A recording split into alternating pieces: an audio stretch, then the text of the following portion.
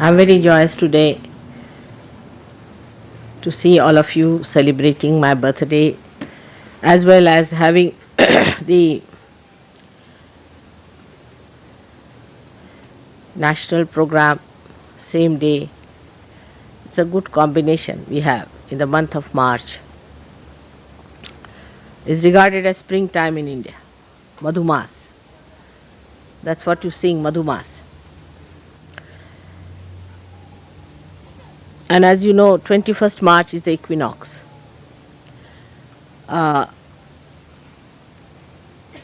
So it sort of is a balance. And also the center of all the signs you have in the horoscope. So many centers I had to achieve. And also I was born on the Tropic of Cancer, as you are on the Tropic of Capricorn. And Aries rock is on Tropic of Capricorn, just in the center. So many combinations had to be worked out. So the principle of ascent is to be in the center, to be in the balance, to be in the maryadas of the center, to be in the boundaries of the center is the principle. So what happens when we do not keep to the boundaries, to the maryadas? Then we get caught up. If we keep to maryadas, we can never be caught up. Many people say, why have the maryadas? Say, we have the maryada, the boundaries of this beautiful ashram here. And somebody is attacking you from all the sides, on all the sides of the void. So if you go out of the void, you get caught up. That's why you have to keep to the boundaries. And to keep to the boundaries is difficult when you have two problems. One is the ego, another is the superego. Now, as in the West, superego is not such a problem. Ego is the problem, and it has very, very subtle implications now. I can see the complicated style of egos we have. One is a gross, like Khomeini style, which is dry, it's obvious, evident, everybody can condemn. That one is the one, either one corrects or gets completely destroyed. But ego, if it is of a stupid person,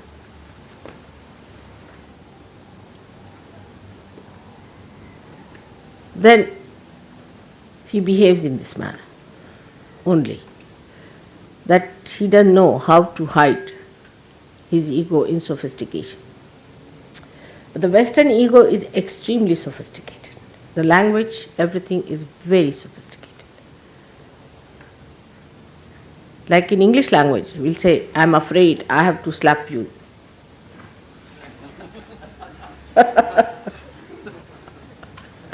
I'm sorry, I have to kill you. It's such a devious thing, you see. Once you said, I'm sorry, that means you have put a chocolate on top of that, isn't it? It's such a camouflage. Must understand. See, we must face as we are. We cannot be facing something else. But this is exactly what happens with sophistication, that we avoid facing ourselves. Today, though the day is of celebration, so in all humor we should understand what this stupid thing called ego is. In all humor, not in seriousness. But I don't want you to again feel guilty. Now, as I was explaining, in the morning, how ego becomes the left Vishuddhi. I mean, even before going to the hall, my attention on the hall, I get a big lump, just painful, horrible, excruciating. I mean, all the time it is there since I have been in the West. Can you imagine? It has never vanished. So this chakra is all the time working. Poor thing is so much now tired. Vishnu Maya's chakra. So what happens really, we should see the physical side of it. It's very important to understand.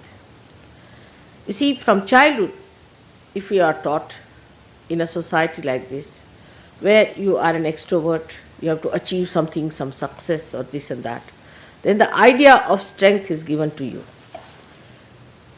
That it is weakness to tolerate something. Imagine in Christian nations, that's the best part of it. I am sorry, I will kill you sort of thing. In Christian nation, you see, they have this theory, that it is weakness, that if you tolerate anything, it is a weakness if you get dominated by someone. You can never be successful if you do like that. So unless and until you are possessed, you can never be obedient. This is what it is. Somebody has to possess you, absolutely possess you, like Hitler. Then you can be obedient. Otherwise, everybody has a big ego. As I had told you the story of the garbage cleaner. So everybody has a very, very big ego. Everybody wants to have their own way. And from childhood, you spoil your children too much. You spoil them, completely spoil them. All the time, you'll hug them, you'll hold them, you'll do too much. Children get spoiled. Ignorant of themselves. And then on top of that, if you tell them that you should not tolerate anything, they become disobedient. So you do not know how to obey others in any way. Ego does not know how to obey because that is weakness. Obedience is weakness. So now, this poor thing, ego, has a limited thing. That is, this ego has a balloon which is limited. But it bursts when you get your paralysis and all those things. It does burst. But it is flexible also. So when the ego starts getting too much on top of the superego, then the superego can go up to a point. It is also there.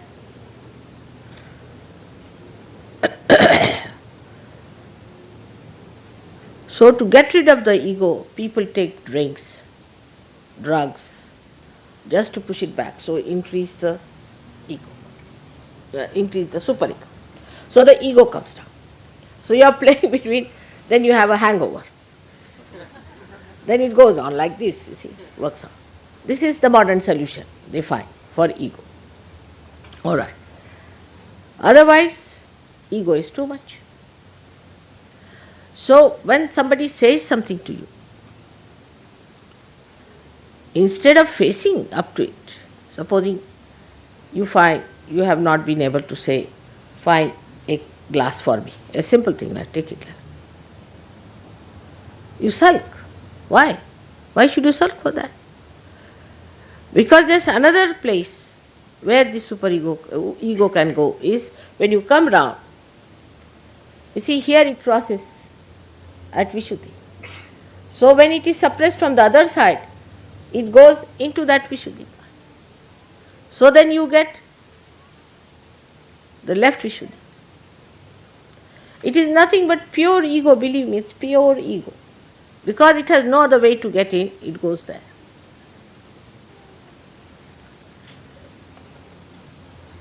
And that's how you sulk and think. Think, so you get more ego, you fill up your left side and you sulk. You never face. Now, the practical way, a central path, is established by being in reality. Now, as a matter of habit, you must develop. Supposing something has gone wrong, tell yourself, yes, it has gone wrong because I have done the mistake. All right, why did I do the mistake? Because of this, so next time no. But very easy, avoid everything, come to this and enjoy your ego feeling sad. It's an indulgence. And others also feel, oh, he's felt, I'm sorry, I've killed you, you see. He feels sorry for it. Yes, I've seen it is gone so far in the minds of the Western people that there are laws which really forgive people who should never be forgiven. They also try to forgive people because of this left nonsensical Vishuddhi, which indulges into the left side. You feel sympathy for such people who should not have been forgiven. Like this one fellow who has murdered so many people, put them into gas chambers. This thing is arrested now, is a liability, big liability, as a prisoner kept somewhere because they had to keep everything very much closed and this and that. So to maintain such a dog there was very difficult for English people. But they are maintaining this one prisoner. I have forgotten his name, horrible fellow, whosoever it is. Now he has been there, he's old, this thing, let him die there. What is there to have pity? Just hang him out and finish. He has killed so many people. No, but how can you do that? You must keep this doggy there. Though he is consuming the money of all the people, though he has killed thousands and thousands and thousands in gas chamber, he's been such a horrid fellow, there should be no sympathy in the divine laws, he would be finished in no time. He's dissipating every day, but even now I read articles in sympathy with him. Now what is he going to do wrong? Why not leave him alone? This is how you play into the hands of horrible people by your left Vishuddhi, first of all. So this left Vishuddhi is nothing but purely ego. And then you bend your head like that, you walk like that. Now with this left Vishuddhi, though you have many physical problems, but the worst of all will be lunacy. The other day, somebody told me that at the age of 40 years now in America, people are suddenly becoming lunatic. And it's a very big sickness, just like they have it in that horrible disease called AIDS. In that way it is spreading. Now I must tell you as your mother very clearly that this is the part this horrible left Vishuddhi plays. Do not indulge into it. If you have an ego, that's why it's left Vishuddhi, face up to yourself. Like today Warren's idea was that he came and told me that in India when we go, we think that the people, whatever we suggest, first start with no. So you see, actually that no is because we brought up a different way, see, to face up to it. We are brought up. That's why Indians are never guilty. If they are guilty, know that they are westernized. They are never guilty. So now, at that time, when they say no to something, 99%, not the people who are in the cities, they are same style of heads, because you have blessed them nicely. But in the villages, you see, they tell themselves, no, how I could have done it? All right, if I have done it, I better correct it. No, it starts with no. But a Western person might hear this no, he'll think, oh, he's just punching my ego. Because still that ego is there to dominate others. Still this ego thinks they are much better organizers. Still this one thinks that they are cleaner people than others. They are higher people than others. All this ego thinks like that, see, and builds you up. And you live on top, you see, like a balloon or a ring that is bloated, you keep on the surface. And that's why I don't want the air to get out, because you'll sink into yourself. So one lives on that, and you start thinking you know it better. Anybody says anything to you, one feels hurt, again left Vishuddhi. If mother says anything, again left Vishuddhi. So you have already made a pouch there, being in the West. We should face as we are. Now that pouch is there. So anything I say, now even if I am saying now, you should not feel guilty. Let's say, not feel guilty. Be on your spirit. So you see yourself and you can clear out. If you see from your spirit's angle, you clear out that which you have accumulated since long. Left Vishuddhi is the problem today of the West, I tell you. All these problems are coming from left Vishuddhi, but which is not in no way is that they are subdued. On the contrary, any moment, this left Vishuddhi can blow in again into the ego. You see, I have seen this in the West, very common. People are walking straight forward, everything is all right. Even in the cities of India, we have seen it. You make them into trustees. Suddenly they jump on the horse. I said, from where did they jump in the horse? From where this ego has come? That was all stored up here. You see, as soon as they become trustees, the whole thing comes back. And they are sitting like John Gilpin on a horse going fast. And I start looking at them, where are they going? They were just there, disappeared. Vanishing tricks. Just can't understand why it happens. But after penetrating into the problems, because I see just going to the hall, you get the left Vishuddhi. But look at the children. You see, from childhood, you don't teach them all the time say, I'm sorry, I'm sorry. Our Parsis in India have very much affectation from him, very much. So in the morning, we never want to see a Parsi, because early in the morning, he'll come and he starts saying, I'm sorry, I'm sorry. This is inauspicious. Maaf karo, you see. People say, Baba, you come in the afternoon. This is not the time. Morning time, don't start with this. We don't say like that. It's inauspicious. You open the door, somebody standing with maaf karo, for what? What have I done? What have you done that you are saying like this all the time in an apologetic mood? You see, for what? You see, you don't want to see an apologetic face in the morning time, do you?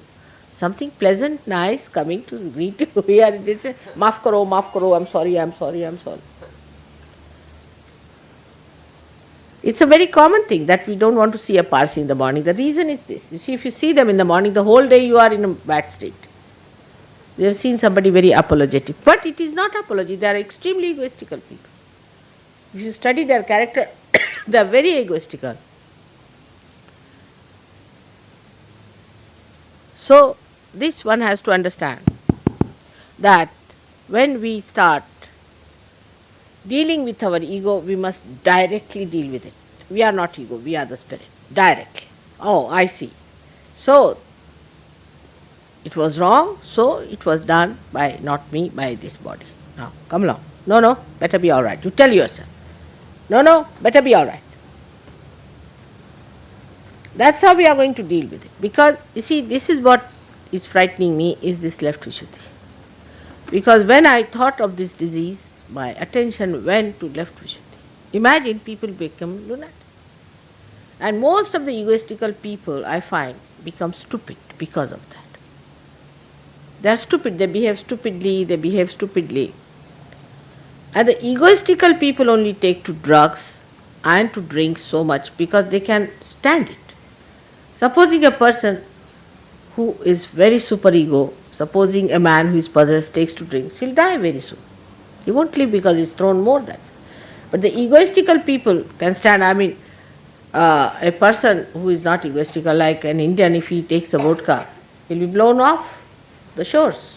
Absolutely nowhere to be found, lost. Even in lost and found, he won't be there.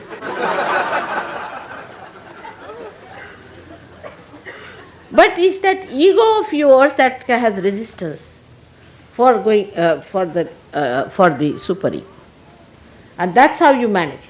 You see, that's why people can drink. It has nothing to do with the cold weather or anything. It's more your ego. Now, when you call also left-sided, sometimes you make a big mistake. You are not. You live with that myth because that's how you can excuse your ego. Because basically Western people are egoistical, we must accept this fact. We are not Western people. We belong to the realm of God. So don't feel guilty. You are no more Western. To me, you are neither Indians, nor English, nor Australians. You are my children.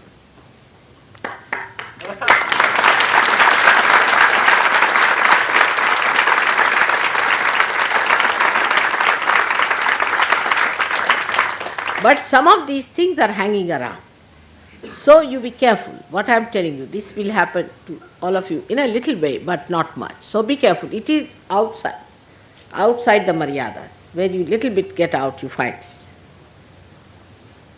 So those who think also who are left-sided are only possessed people.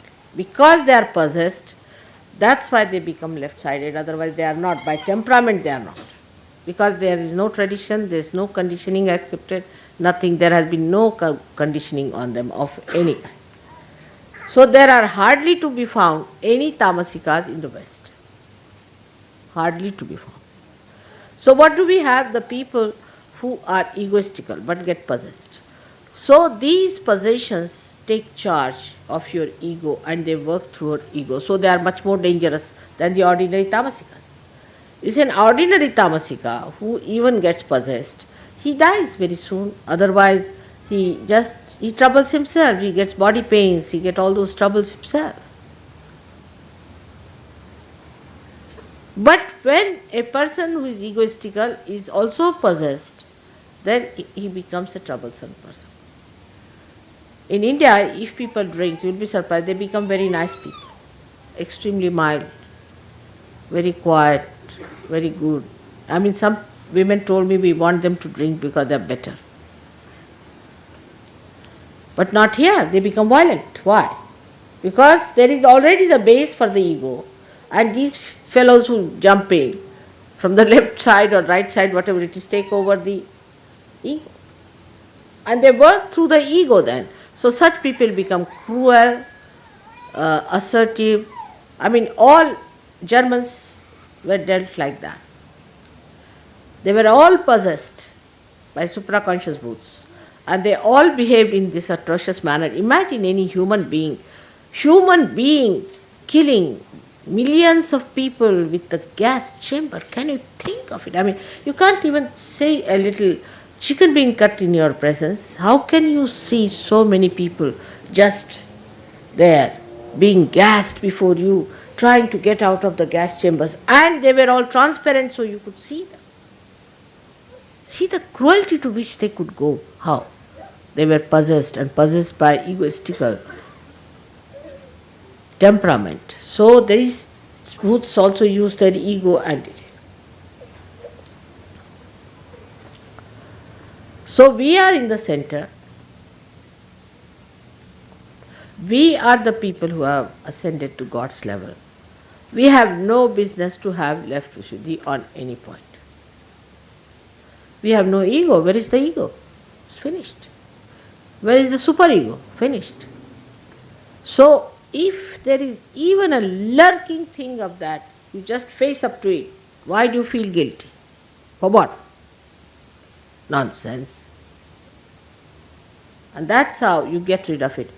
Because I have seen with Sahaja Yogis also, suddenly their nose will blow out, their eyes will come out, suddenly they'll talk like this, and I get a fright. I said, what's the matter? He was a normal person, why is he talking like this now? The reason is that hidden ego suddenly jumps up and shows. It's with many Indians also, those who are city dwellers are horribly egoistical. You have blessed them as I told you, so they also behave in the same manner. But because there is tradition of keeping in the center in any country, like China has the same, I have seen China has the same. I haven't seen they ever say, I'm sorry, I'm sorry, I'm sorry.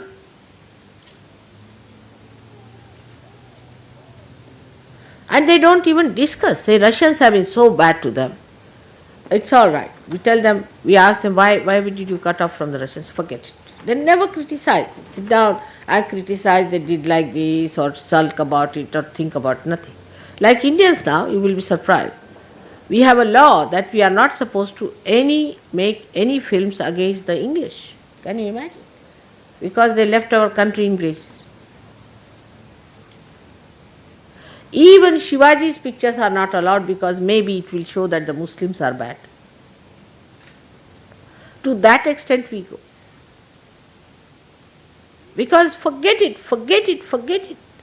When you start thinking about that person, your ego gets hit. It is the ego which is hurt. Now you can blow this balloon by two methods. Perhaps you know that. By blowing into it or removing all the air from outside. Or even by hitting. So the hurt ego is where the outside is getting vacated and the balloon is increasing. And the other ego, pumped up ego, is that when the balloon is filled with that air. Both things are just the same. The result is the same, whether you do it this way or that way. So once you understand the physical manifestation of this, not only that you develop all these diseases, but also develop a thing called lunacy at a very, very young age, because you don't know how to cope with yourself. So the best way is to, if you have done something, forgive yourself at that point. I forgive myself at this point, all right. And that, this was done because of this, all right. So I could not have done this. Never, I am not going to do it again. Just say like that. Just absolutely neutralize. Unless and until you neutralize it, you again store it up there. That's the point. Secondly, I have to tell you that the women in the West have changed their styles, which is very, very dangerous for their society. Because they have also taken to the egoistical ways of men. So if men have gone, say, 10 feet, they have run after them again about, say, 8 feet and pulled back men even to go further than that.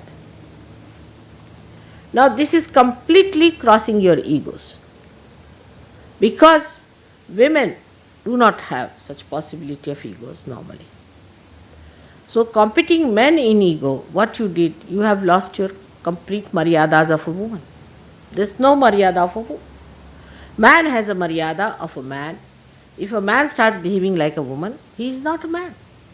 In the same way, the women, if they start behaving like men, then they are no more women. They have lost their maryadas, they are out, so they get possessed.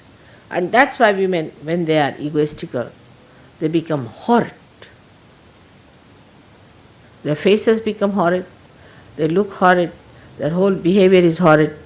They can become dry like bean sticks, you see, and could be so hard as to hit you like an iron rod.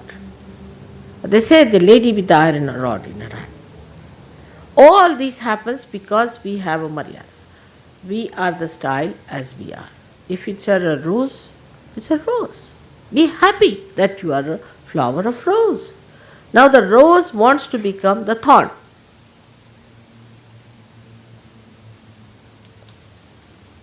So we lose all our maryadas. Today I will be speaking to you before we start this here, when the people are coming, before that, to the ladies and tell them what's gone wrong with them.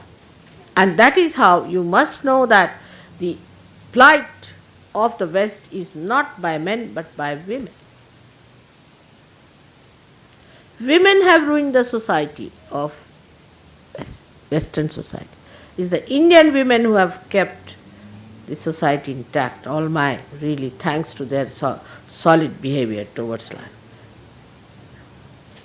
It is the women of this country who have ruined all that was so delicate, emotional, beautiful, love, affection, compassion. Women are there to give joy and happiness and emotional security to the whole society. While they take over, do this, skip that, do that. Even the husbands have become just like servants in the house. You haven't done the cleaning properly, you haven't cleaned the kitchen properly. I went to England, I was surprised, all kitchen cleaning and all that is so well done in England. You see, you have everything for cleaning this, cleaning that. I said, why it has happened? It's the men, you see, they had to do it, so they found out all the ways and methods. Has to be sparkling, all right.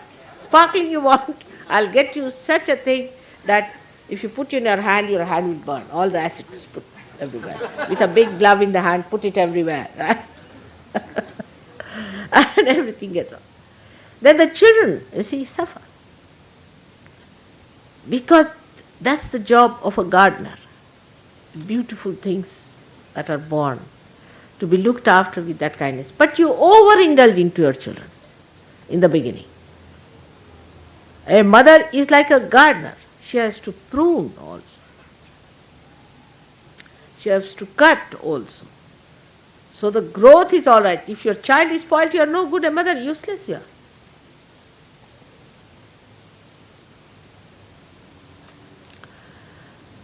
But you groom your husband, not your children. Just the other way around. Because ego is towards your husband, all the time grooming. Sit here, go there, what this, money, business, give me all the money, I keep all the money, everything. Now one may say that the law is such. If the law is stupid, the Sahajoginis should not take to such a law. That law has ruined you all, I tell you. Because this is such an important part of life. It is such an important area of life that it should not have suffered. Where affection, love, kindness, all that is required is missing, then you become people without any meaning. Life is aimless. You don't know what to do. That's why the children commit suicide. And then the love should be such that it should be pruned. For that you must have wisdom, which also one does not develop, because if you run after your Muladhara chakra, how can you have wisdom? Here men have befooled you completely. Completely they have befooled you. Take it from me. You must keep your wisdom intact. And not only that they have befooled you, but they themselves have stooped down to befool you. So they have their devious methods, they are not straightforward. So, as Sahajogis, we are above all these things. We have reached a state where we are above. We are here for correcting all those things that have gone wrong in the society, because Sahajoga faces towards the society, not towards yourself only. So at this stage we have to understand what we have to do is, first of all, our own understanding should be such. Even now, with all this movement of Sahajoga understanding, women don't realize that they have to be like women. I have seen them. They still, what's wrong? Still go on. And men don't understand that they have to be like men, even after so many. And if they become really like men, women will appreciate them. And if you become really like women, men will appreciate you. You see, it's the opposites that attracts each other. That should be normal. But we live in abnormal way that the men are women and women are men. What do you do now?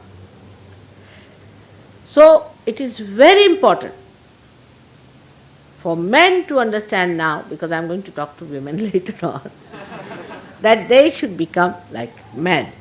They must fix up things. They must take decisions. They must be the one who must rule. But that's outward. Actually, it's the source. Is the woman. The woman is the potential and man is the kinetic. For example, there is a fan moving. Movement of the fan is the kinetic force, we can say. But the potential force that is within us is the one which is the electricity which is coming from the source, which is higher. The fan that moves or the source. Let the women decide and men understand. But if that source dries out and wants to become the fan, no fan will work. Upside down situation. If you realize you are the source, you are the one who is going to give all the Shakti to man, will stop behaving like men. It doesn't mean that you cannot go to work, you cannot do, but take to work which is more suitable to women. Like I would not like a woman to have a bus driver's job or a truck driver or wrestler.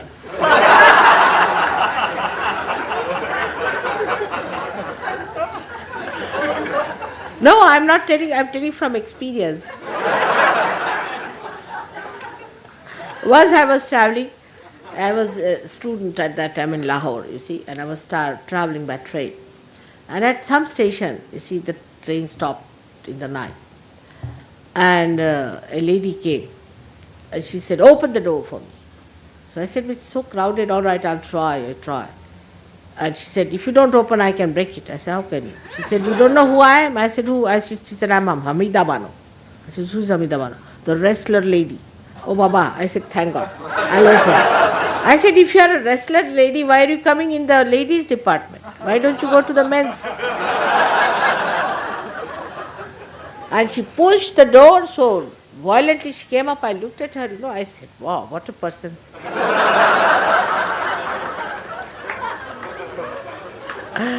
And she sat down, with the whole her countenance and everything, her gait and state of sitting, everything was so manly like that. She sat down and said, now come along now. Those who want to say, I should not sit here. I said, nobody wants that. Now, madam, you sit comfortably. But we'll have to get somebody from the other compartment to have wrestling.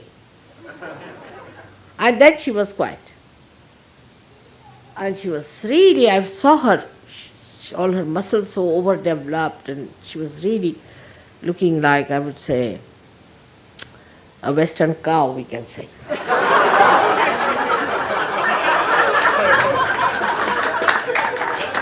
Like the cows here look like buffaloes, not like cows.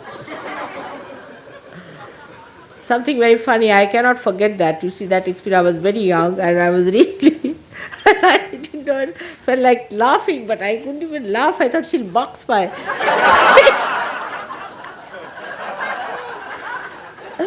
So this is what it is, that we are ending up there, must know that. How far are we going? Are we going to become wrestlers?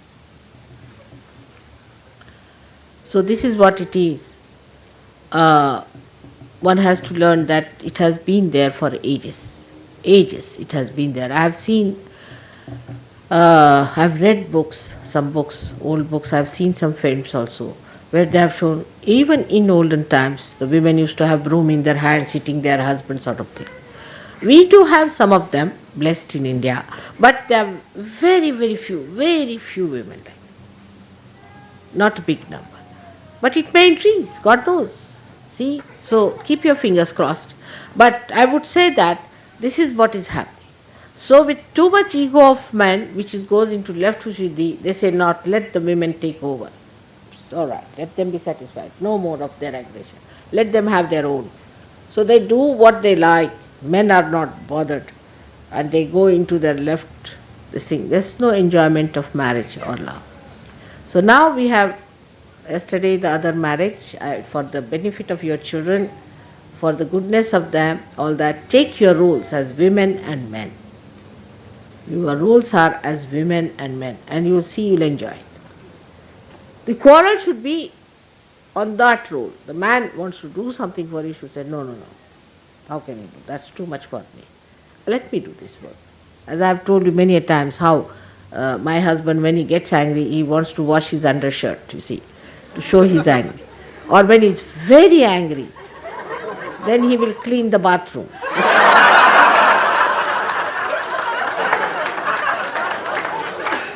But he does it so badly that I know that he has done. I feel like laughing, but I dare not, because I must keep his spirit on. And then he starts talking in a very, you see, respectable way to everyone. Thou, he calls everyone thou, you see, thou. He says, thou are like that, thou are like that. So I know now he's really angry for something.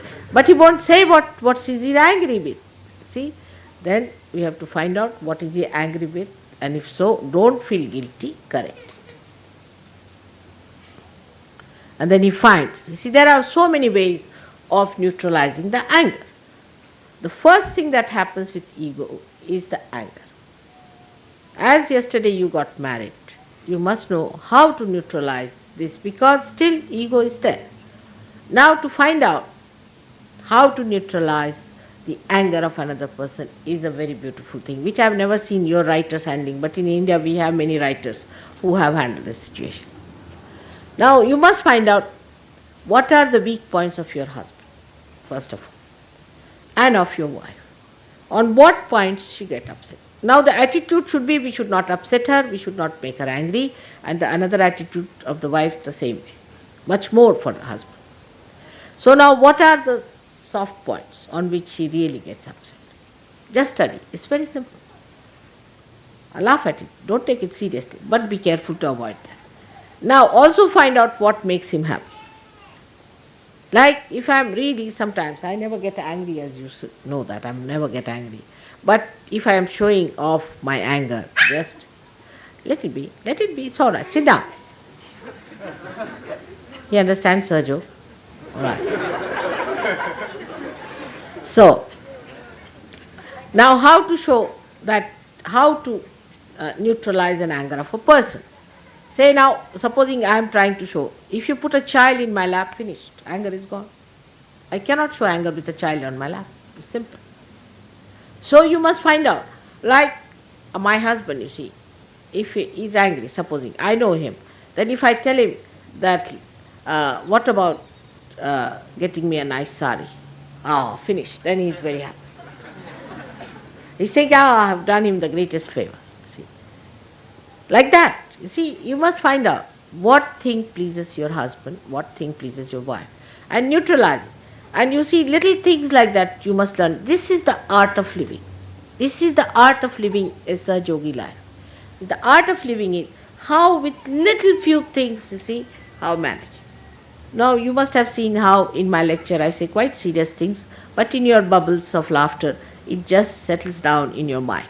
That's how you should do it. Because humor is one of the greatest things that puts the thing through, makes the person understand, and it doesn't harm anyone. That's how things improve.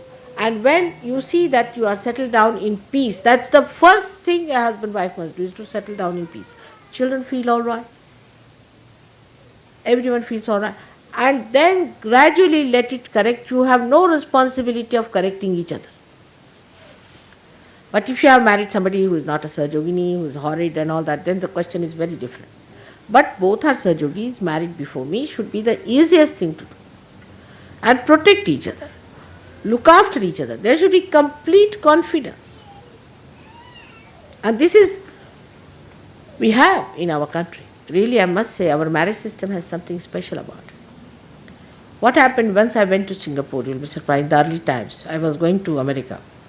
And there was one horrible diplomat's wife, she came drunk to the program.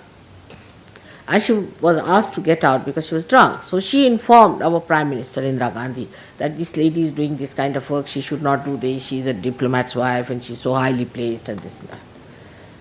So Indira Gandhi, without understanding anything, told one fellow who was Haksar, who was her main person, that you go and tell Mr. Srivastav that this should not be done and she should be brought back.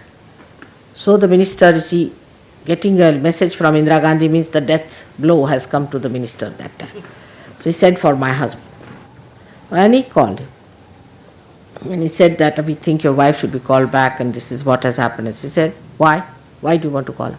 She doesn't drink, she doesn't smoke. She doesn't do anything wrong. She's the most decent woman. She's very dignified. And she knows what she's doing. She's doing good work for no money at all. She's doing nothing wrong.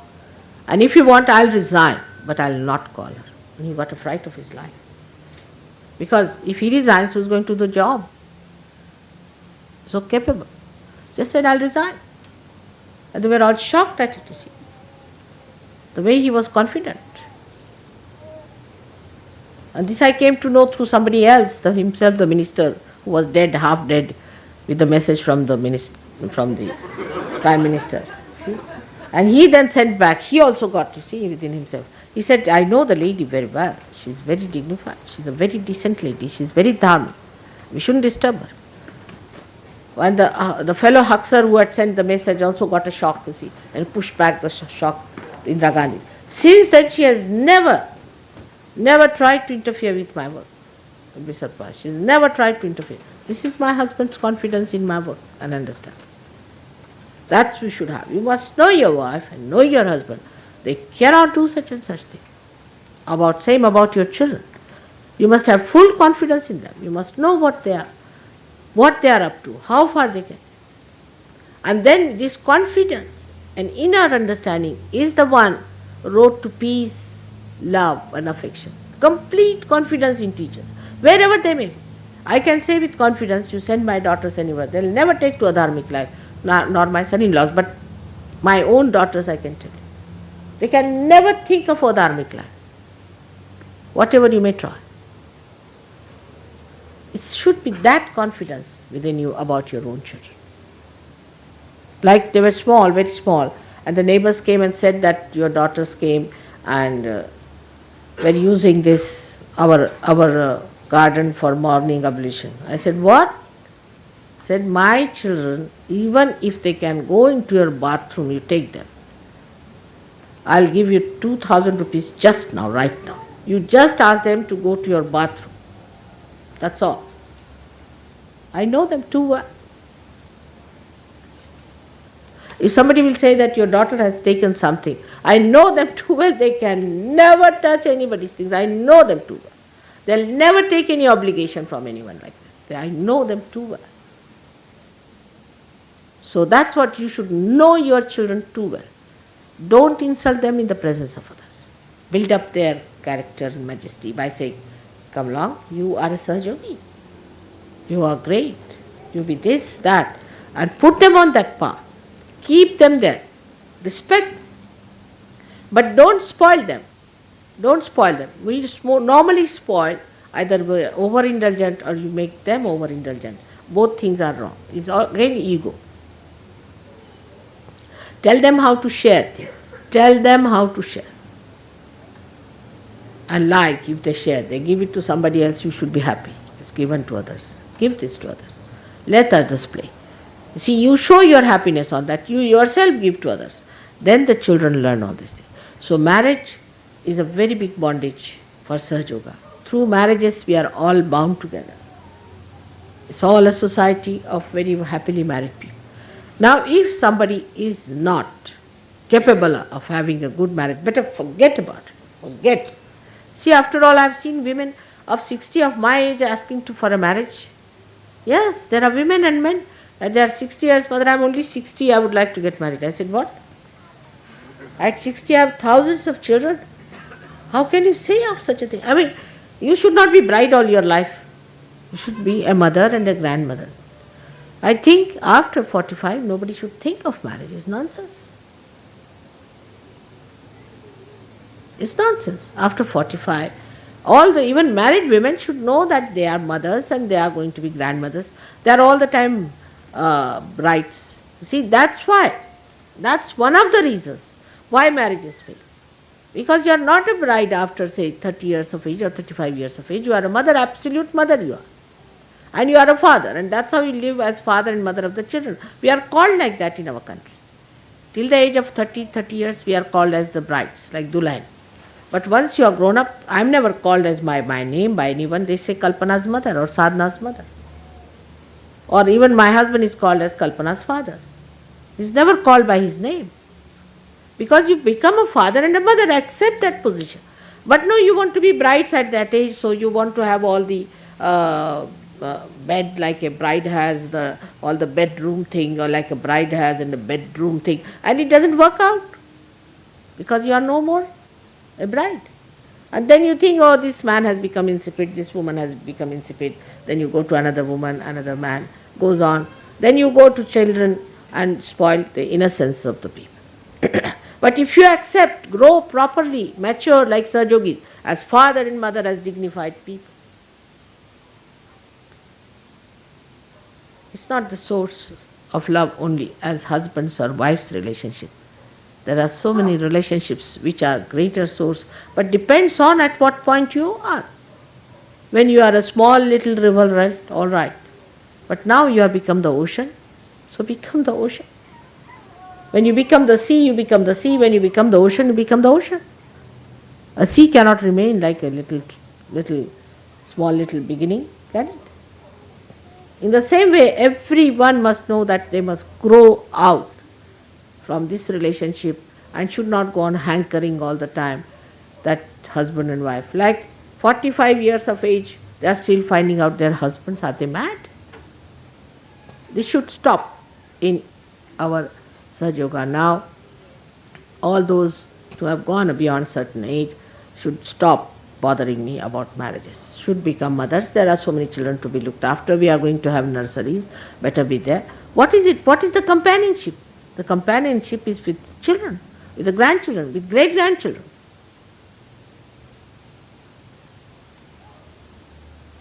This is what one has to understand, men and women both. Men are just the same. Men also never become fathers. If you are full-fledged fathers, you don't have these ideas of marriage, forget it. If it doesn't work out with one woman, forget it. Then forget it. No need. You have had enough of it.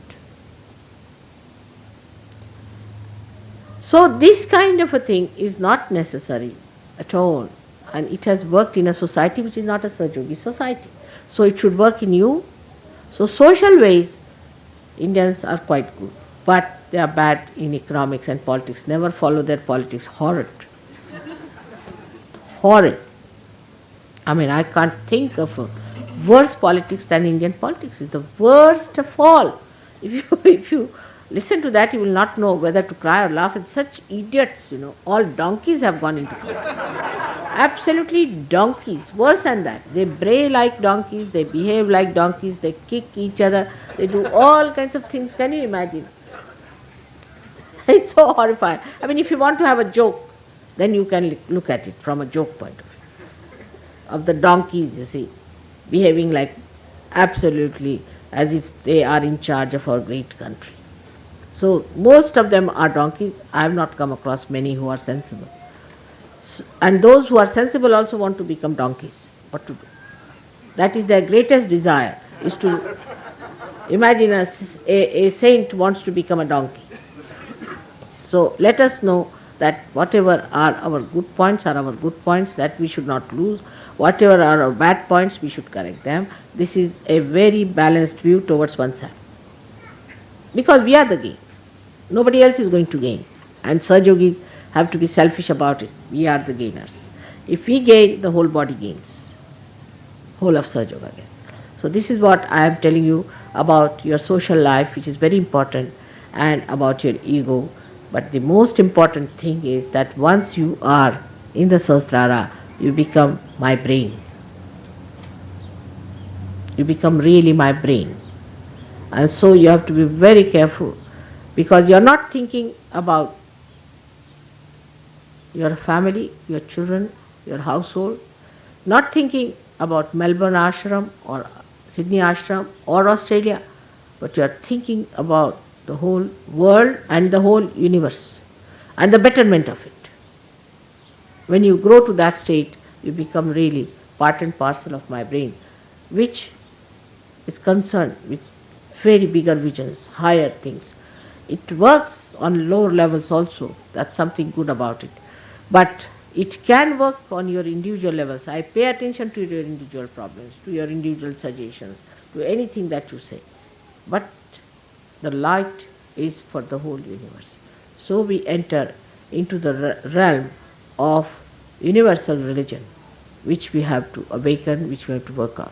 Unless and until you achieve that state, you will not be called full-fledged Sahaja Yogis. So to achieve that, you must work hard.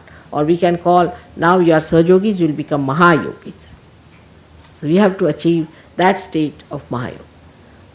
From this to that is very simple, works out. Imagine 4 years back, I never thought that I will be able to establish so many of you here as my children. And it has happened today. It's such a great thing that in 4 years we have been able to achieve such beautiful results. And next year will be greater still. I can see from the way people were there. So, one has to understand in Sahaja Yoga obedience to what mother says is order.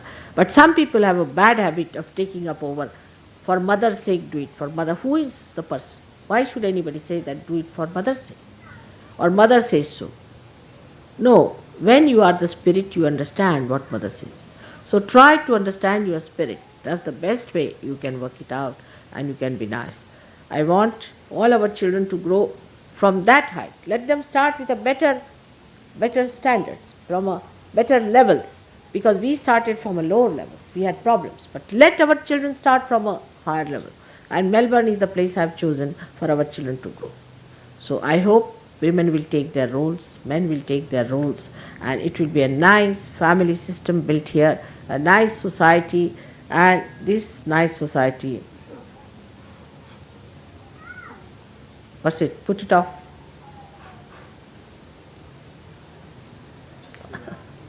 I know.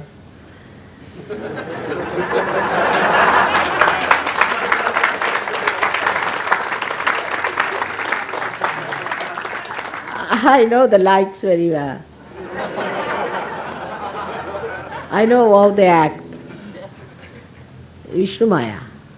That's Vishnu Maya. We have harnessed the Vishnu Maya. From where did we get light? Vishnu Maya. Hidden where? The Vishnu Maya, you see, is the one what we need today. And to understand it in a subtle way, how the Vishnu Maya comes. See now how such, this thing came there, I could speak on Vishnu Maya. Because to shift the subject on Vishnu Maya is not easy. See, you must see the play. You must see the play. Now this Vishnu Maya, how does it come? How it acts through me is so well. What happens, from where does it come? Hydroelectric. How hydroelectric was? In water. It is in water, in the Guru Tattva. But when it comes down,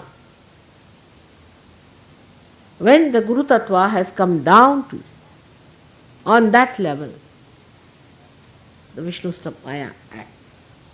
That liberates and acts. For what? For enlightenment. What happens in the gross happens in the subtle.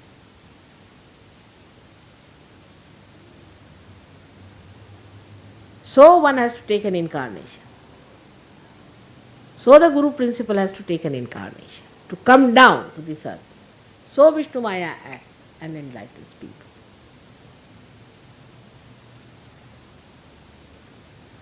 And this is what it is, and how the whole thing works out. Now you have seen how I could change the topic suddenly to that. And you didn't feel it. But I just wanted you to see how Mother changes the topics. Because there are some incidents, something happens somewhere, which I know, and it changes. And it looks like a smooth one subject going on. Another thing I have to tell you, that all of you must know Sahaja Yoga full well. Very few people really know about Kundalini, really know about vibrations. They do not know where is the void. There should be a regular class even for grown-up Sahaja Yogis. Where is the void on the feet? Where are the chakras on the feet? When I tell them to rub my feet, they don't know where it is. You may be uneducated, doesn't matter, but in Sahaja Yoga you should be educated. You should have full education in Sahaja Yoga. You must know where is this disease coming from, how to cure it. Every one of you should be educated in. So when you have your meditation class, also you must have a class to educate yourself about Sahaja Yoga. What are the things to be done? Now there's a book, of course I saw that's a good book, they have written about the children, but there's no spontaneity, so I'll have to work it out. But it's not only the books, but my tapes are there. When you are listening to my tapes, note down the points, what Mother has said, and see for yourself. So the education in Sahaja Yoga is very important, otherwise your intelligence will rust out. You must have full education of Sahaja Yoga. Only giving realization is not the work. You must have. So others must know you are knowledgeable. The amount of education you have had, nobody had before, no saint had it. So now take full advantage. Whatever your age may be, education, qualification may be, what doesn't matter, but you all should know what is Sahaja Yoga, what it means, how it works out. Ask questions yourself and find answers. You all are still students of Sahaja Yoga. Must know that. You are still students of Sahaja Yoga and you must master it. You must know it, every word of it. Just to enjoy Sahaja Yoga is not the point. You must also know, like if you enjoy a cake cooked by somebody, you must know how it is cooked. Because then you can cook for others. But if you don't know how to cook, people are not going to believe. This is what I have seen. Then I have seen some Sahaja Yogis are all the time doing the work. They are active because they have been active before. But some are lethargic. You can see even among two Indian people you will find the same difference, though they are here or they may be there. It should not be. Everybody should try to create the same kind of an enthusiasm and dynamism. Not one person. If one person does it, then it's no use. Sometimes such a one person can be very dominating also. Everybody should work, the whole body has to work.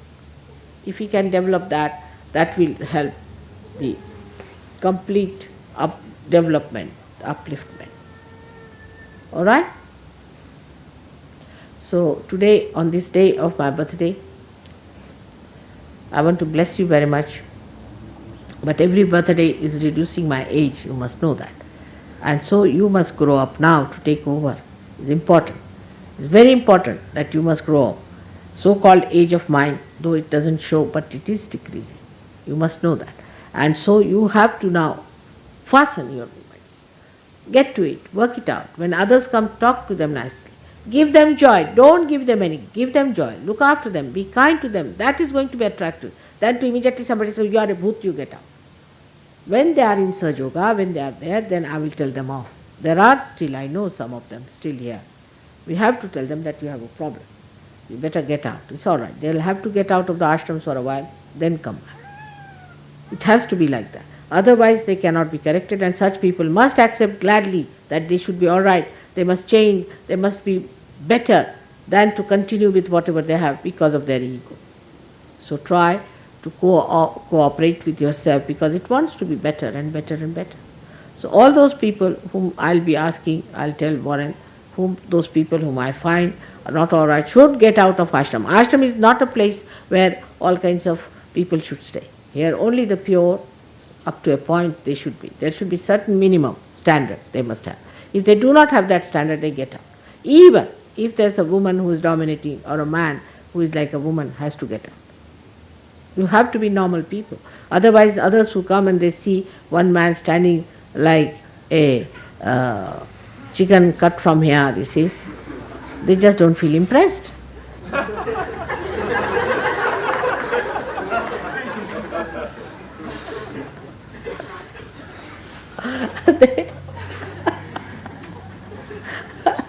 I tell you, like a miserable Christ, you see, as I showed you, standing there limply like that. I don't know who feels impressed by that.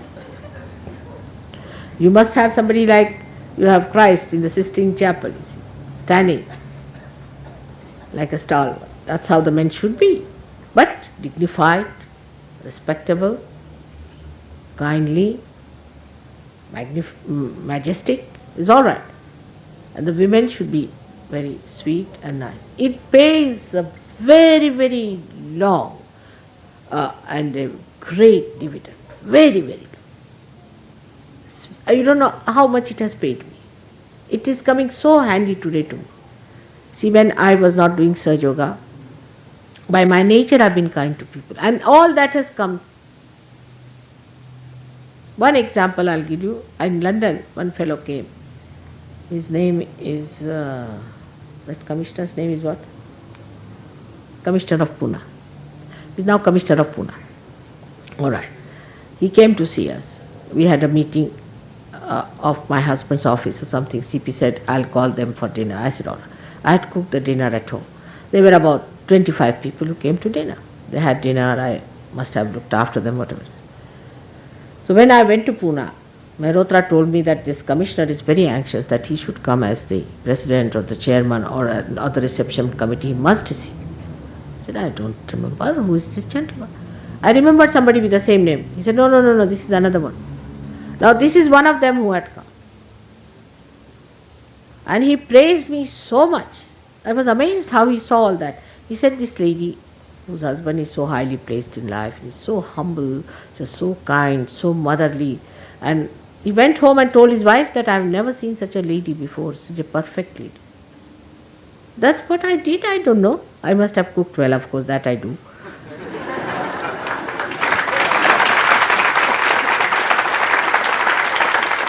But I must have looked after him well. I must have been kind to him, to all of them.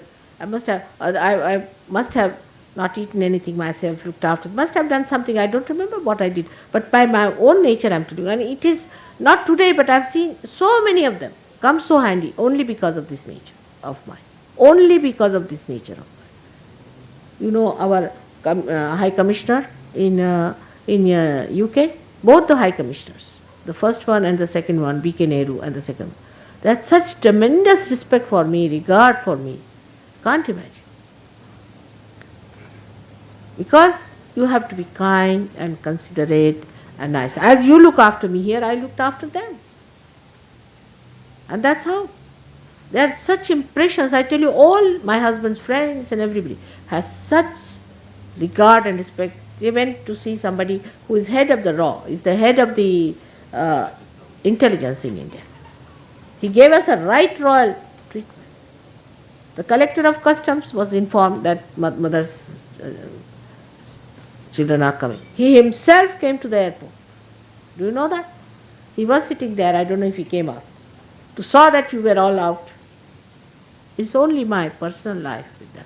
Otherwise, who cares for whose wife? So many came after my husband, nobody's bothered about their wives. Anywhere. You see, I came this time with my husband to go to China, and his agents who were in Japan and other places, Honolulu, they all came just to meet me, because he comes, nobody comes to see me. He said, now you have come, they have come to see. Can you believe it? It's nothing but just being a lady to them. It's such a powerful thing. It's such a powerful thing. And women must know how to cook. That's important. If they don't know how to cook, they are not women. I don't think they are women. They all must know how to cook. You must learn how to cook, and everybody can learn it. That's very important. It's the hidden power of woman lies in how she cooks. You see, our men cannot go anywhere because we cook so well, they have to come back home. They remember the food. So that is the power you have. Today we are going to have a very short puja, because today is my birthday, and so the puja on a birthday should be such that it should be more deep, more heartfelt, more joyous, than it should sort of go on a ritual side. There's no need to have much rituals, because we are in a joyous mood celebrating our mother's birthday. Already we are there. Whatever is needed for you to be there is not needed now, because you are in that joyous mood. Right? So, only thing, a very short puja I have told him is to be done today, is a birthday. There's no need to have a huge big puja. All that is needed to bring out all the deities. They are already there, up there. Just see the vibrations they are emitting. They are so very happy that you are celebrating my birthday. So in every puja, what we have to do is to awaken them, ask them to be kind to you, this, that. Though they are awakened in me, you want them to be. But now they are all awakened in you. We don't have to have big puja at all. There's no need at all. And this is what I have told Modi, that you have a very, very short puja. And a very short puja should be all right. So today's talk was just like a puja. Remember that this is meant for you when you are not Sahajogis. Today it is not meant for you. So you won't feel guilty. First remember, you are Sahajogis, you are my children, and I love you very much, very, very much. So please have confidence in yourself, complete confidence in yourself. Alright? That's the greatest thing you can give me today as a present. May God bless you. Yeah. आता लहानशी करा, 15-20 मिनिटाची बस, जास्त नको, 2 already वाजले. कामं पुष्कळ आहेत आणि तुम्हाला पूजेचा शौक आहे ते तिथे पूर्ण करा. 75 ते हवन कुंड घेऊन, हां बस नुसतं एक गणेश पूजन म्हणा, झालं. So for this you have to have washing of my feet for 5 minutes. and washing of my hands for about 10 minutes. That's all. It's simple as that. Now, we don't need many people for that. Just put that thing here. That one, just.